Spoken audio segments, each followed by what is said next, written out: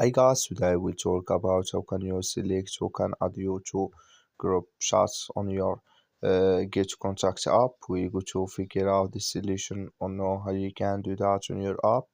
So you just follow these ways, then it's going to work with you.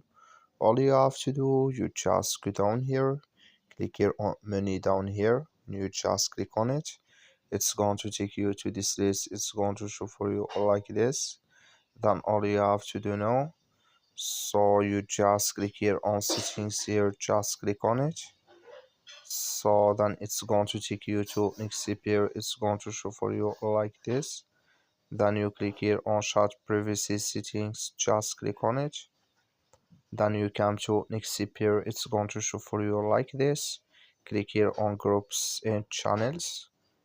So then you come here to who can add me to group chats, and here can you select who can add you to group chats in this list here. When you don't, just click here on save. That's all you have to do. Thank you for watching. Don't forget to support us by liking, subscribe.